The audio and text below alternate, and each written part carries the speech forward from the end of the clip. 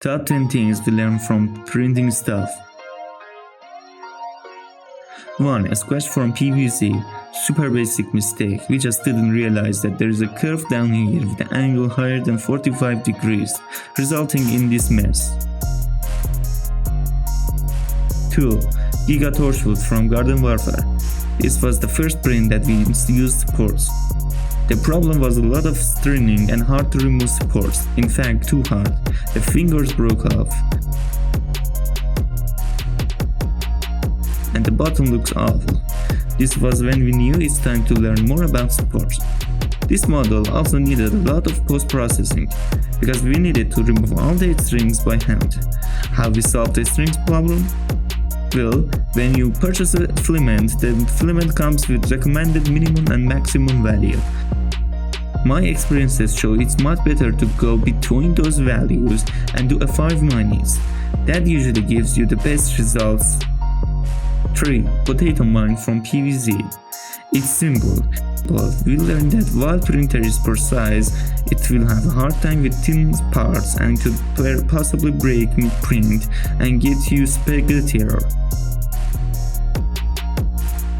Sunshroom from PVC. In short, we rotated 180 degrees to print it with less supports, but that made the top ugly. Cuphead from Cuphead game.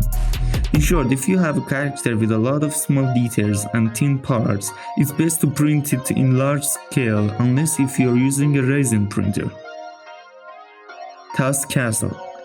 What we learned from Task Castle is that when you have a model that is big, it needs to be printed in separate parts. You should glue them together, but always start with the base or else this might happen. 7. Maze. It's simple. This was more of a test. Internet makes you think that printers are not very precise. If a thing is made out of parts that need to fit in each other perfectly, it will be either too small or too big to fit perfectly.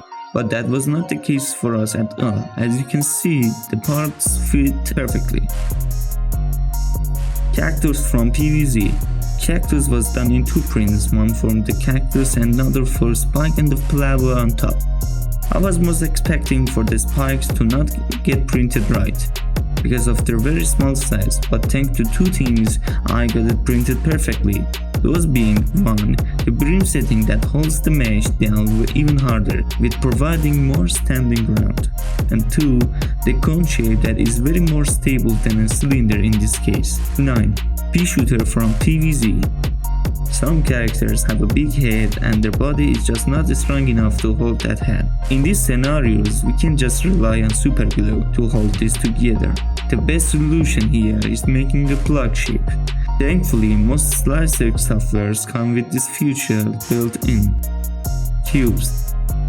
Yes, super simple cubes. But why? It's simple.